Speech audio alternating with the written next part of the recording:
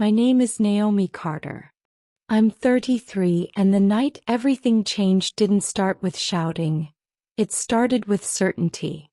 My mother stood in the kitchen, arms crossed like she had practiced this moment. No hesitation. No guilt. Just a calm, almost rehearsed tone as she told me my brother was moving in, with his 3 kids. And I needed to leave. First I laughed. It didn't feel real.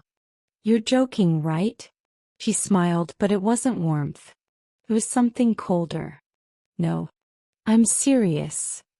Then she called me a parasite. That word didn't just sting, it rewrote everything. 3 years of my life vanished in a sentence. 3 years of paying bills, managing repairs, holding that house together after my father died. Gone. I didn't argue. I didn't cry. I just stood there, staring at the woman I had built my life around, realizing she had already replaced me. I walked out. The next morning I woke up to 53 missed calls. That's when I knew something had shifted. Because people don't go from throwing you away to desperately calling you back without a reason. And whatever that reason was, they hadn't seen it coming. 3 years earlier my life was simple. A small apartment, steady job, quiet independence. I was building something of my own. Then my father died. Everything collapsed after that. My mother stopped functioning. Bills piled up. The house fell into disrepair. My brother called twice, said sorry, and disappeared. So I stepped in. I gave up my apartment. Moved back home. Took over everything. Mortgage payments, repairs, groceries, medications. I became the system that kept everything running. And I didn't resent it. Thought this was love. We even grew closer. Or at least I believed we did. Late-night dinners, shared routines, quiet gratitude in her eyes. I thought I mattered. I thought I had earned my place. But I didn't realize something important. I wasn't building security. I was building dependency. And the moment someone else showed up, I became disposable. Because months before that dinner, things had already started changing. My brother suddenly reappeared in her life. Secret phone calls. Strange questions about my schedule. Boxes appearing and disappearing. My belongings quietly being moved. And one sentence I overheard. No, she still has no idea. That was the moment something inside me shifted. Not panic. Not anger. Awareness. But even then, I didn't think she would go this far. I didn't think she would sit across from me, serve my favorite meal, and plan my removal like a schedule. What I didn't know that night was this. They hadn't just decided to replace me. They had already been planning it for weeks. And when I found out how far it went, I stopped being the daughter they could control. Looking back, the signs were everywhere. I just didn't want to see them. My brother Derek had always been like that. Charming when he needed something, unreliable when it mattered. The kind of person people forgave before he even apologized. And my mother? He treated him like he was fragile. Like the world owed him endless second chances. So when he started calling more, I should have known. Then came Ron. A man from her church group who inserted himself into our lives like he belonged there. Polite in public. Condescending in private. He would make comments over dinner. Ever thought about getting your own place again? Or, must be nice having a safety net. I ignored it. Because I thought keeping peace mattered more than being respected. But slowly my mother started changing too. Nothing I did was enough anymore. The house I maintained became messy. The groceries I bought became wrong. Reality was being rewritten. And I was the only one who noticed. Then came the physical proof. School enrollment papers. Extra mattresses. My belongings being packed. to help organize. And that one moment I couldn't shake. When she asked me to clear space in my closet for guests. Not family. Guests.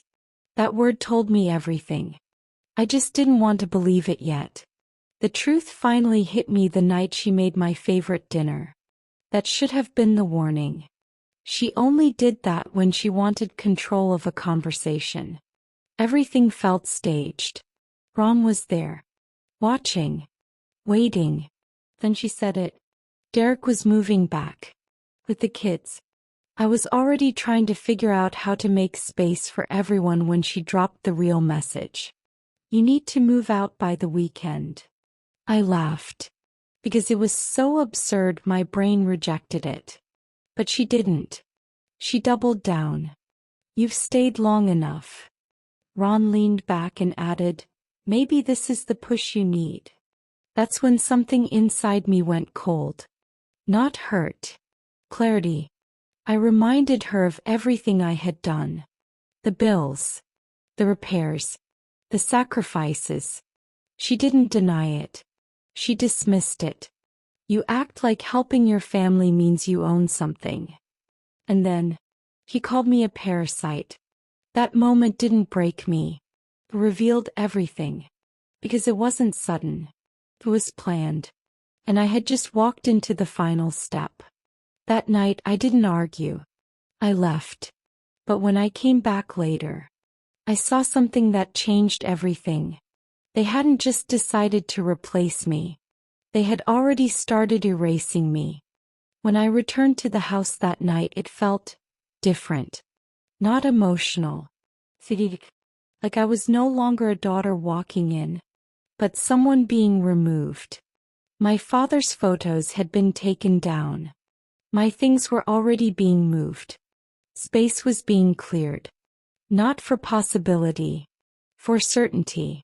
I sat on my bed, opened my laptop, and did something I should have done months earlier. I checked the accounts. That's when I saw it. A $4,000 withdrawal. 2 days earlier. From the joint account I funded. More. Furniture purchases. Delivery confirmations. Bunk beds. They hadn't just planned this. They had invested in it.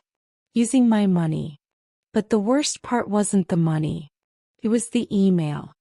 A thread my mother accidentally left behind.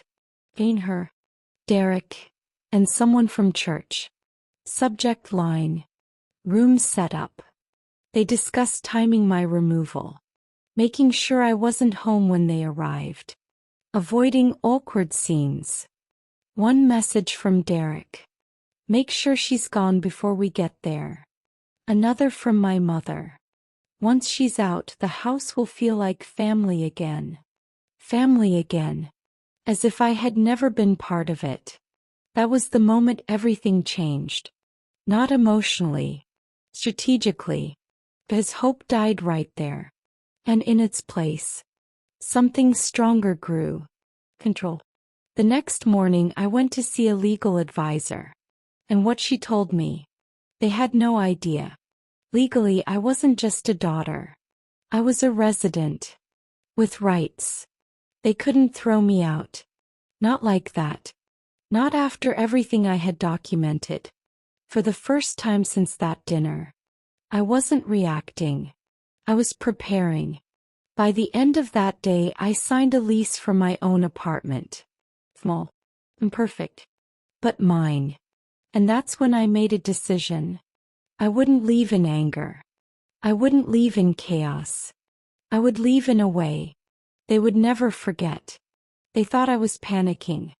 They thought I was weak. But what they didn't know was this. I had already made my move. And when they came home, they wouldn't just find me gone. They'd find something else waiting for them. For the rest of the week, I played my role perfectly. Calm. Quiet. Agreeable. I told my mother I was looking for options. I let Ron believe I was struggling. I let them think they had already won. Meanwhile, I was dismantling everything. I opened a new bank account. Moved my money. printed every receipt, every bill, every repair, every proof that I had kept that house alive. Then I started packing, fully, strategically, taking things out piece by piece so no one would notice. Not emotional, precise. Friday morning came. My mother left to pick up Derek and the kids. Before leaving, she reminded me, "I expect most of your things gone by the time we get back." I almost smiled, because she still thought she was in control. The moment she left, I had to work. I called the locksmith, then the utility companies, removed my name from everything. Not sabotage, just withdrawal. Of effort, of support, of access. By noon, the locks were changed. My belongings were gone. And on the kitchen table, I left a folder. Every receipt, every document, and one sentence. Since I was good enough to pay for this house, I was good enough to be treated fairly.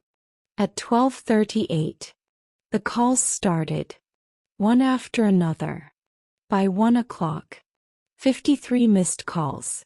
For the first time, they felt what it was like to lose access to the person holding everything together.